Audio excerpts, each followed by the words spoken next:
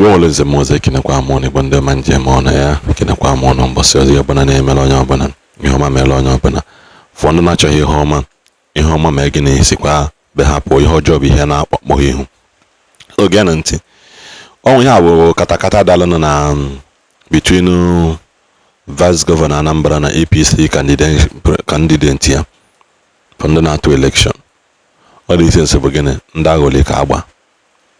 I've never been a fan of politics and I don't think I will ever be, except now God is sending me there can we correct the abnormality in Anambra State. Yes, that is the only way may step in politics, but I'm not a fan of politics. Man then I said na ya agba moto onye nke ọkụ gba moto nke unu niile liye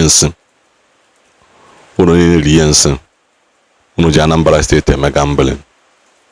Anambra State and I this year no like this one don't ever na unu ya agba moto ọkụ gba moto ọma and the security no there. In a civilized country, nobody will make that kind of statement to that place. These Nigerian politicians. Unu nine bu weti isi bia lu isi. Unu no chog niru n'ime abani ayamu ihunu na-eme n'ime abani. Ayamu ihunu na-eme n'ime abani. But one thing I know is for sure that Anambra State will not be governed by APC. They cannot dominate Anambra. They cannot even rule Anambra State. Onye ọbụla maliteretiri ya jeje mewe party nke ya dia.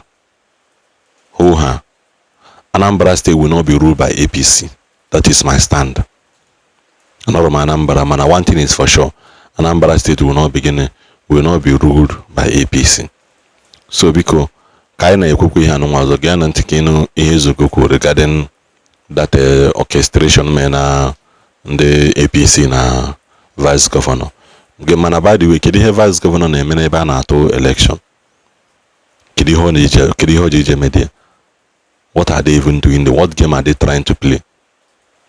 So but us by the way, ndo wana do politicians habu onwa ha na eme gine ha ni onwa kone man pai kone man bere. That's the only thing I keep. And then this video. This is the difference between power and the money. They empower money, they empower and the money together. In will power money where go.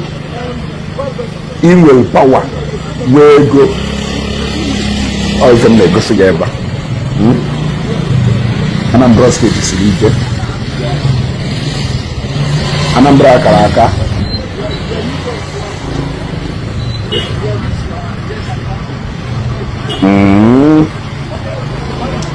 Federal power.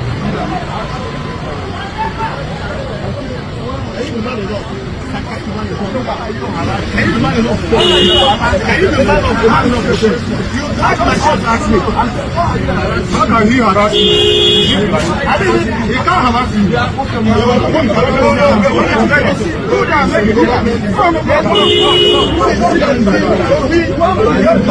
Which guy buying the party? What do you mean by that? Are we not talking with man? Can't you talk with the man? What is the problem? Guys, excuse me, I just no, are you a candidate? Are you a candidate?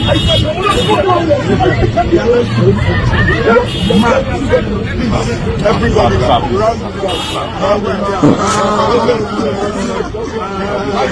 hey! Even you are not going anywhere. Nobody is moving out. We burn your cars here. They are not going anywhere.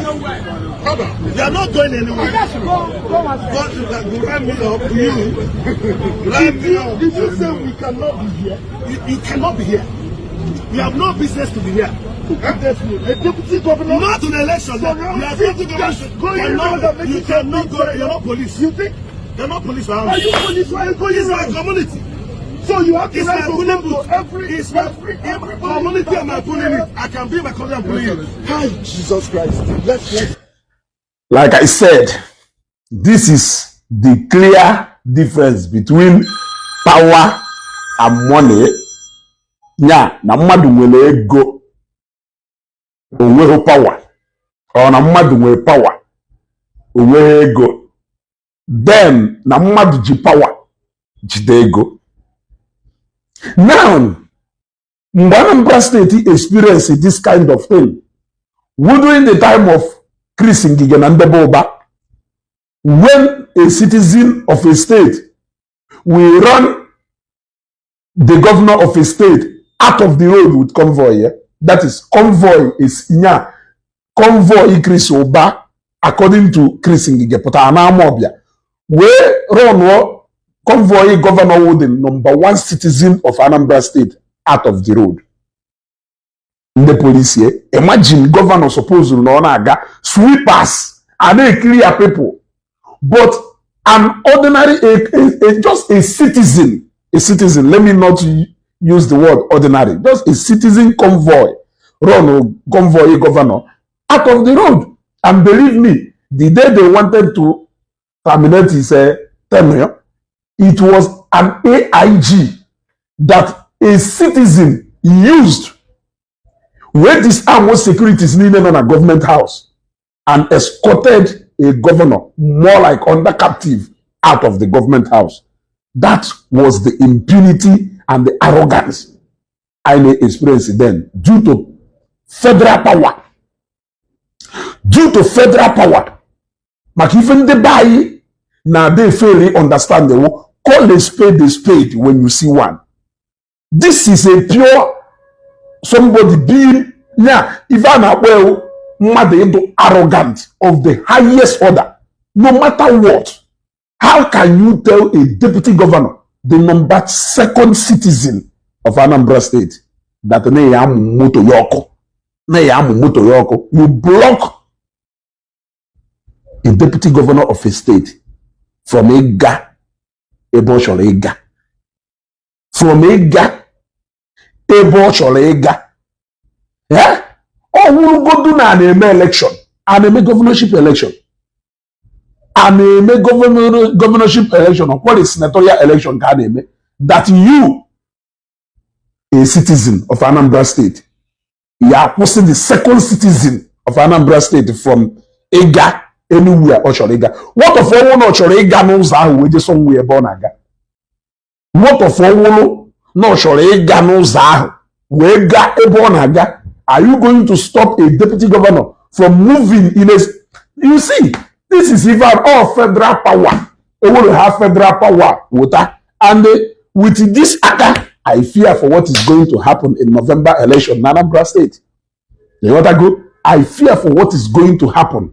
I shall govern on the mother ya tele. Mama ya shall governor ye impose on way on Anambra State. Because when he impose himself on Anambra State, it means that common people like me and you, that is the implication.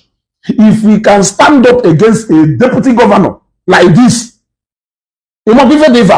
this is the days of Obas coming back to Anambra State. And that one na people ya da kwaka, right on, wait.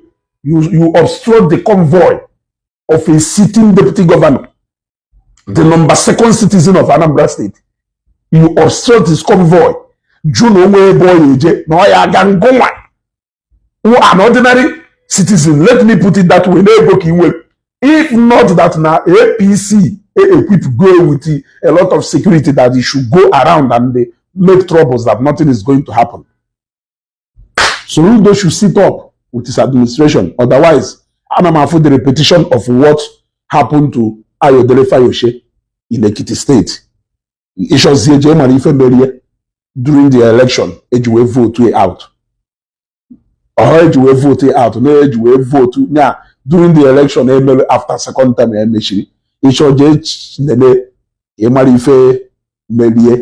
now that election.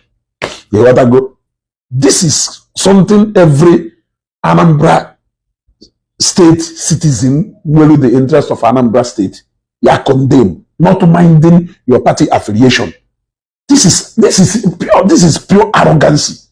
It is too much to the highest order. Telling a deputy governor, no matter what, if telling a deputy governor, obstructing his convoy from Iga anywhere on Aga in a state or with deputy governor. Aka APC jachokwe de Anambra State. Oya wefe for Monago. Aka APC jachi wo Anambra State. See to election free and fair. Onye win Rosheba. Mana aka Hana chokwu iji wee bịa na Anambra with what I am seeing. N'ebe Nicholas Ukachukwu nọ. With what I am seeing. N'ebe Nicholas Ukachukwu nọ. Ọ dụkwa egwu. Ọ dụkwa egwu. Ọ dụkwa egwu. Ọgwọ mkpu nke nka ntiri ife a. Ọ dụkwa egwu. You may see this as a face-off just like that. But to me, I am seeing another thing in Ifa Mereba. Because how can you obstruct the convoy? Do you know what you are doing? Female. No matter what, can you obstruct the convoy of the vice president of this federation? This is the kind of impunity people enjoy when they are being fortified and they are being backed up from the center. And they opposite the state government as if they are nothing. Share this video share.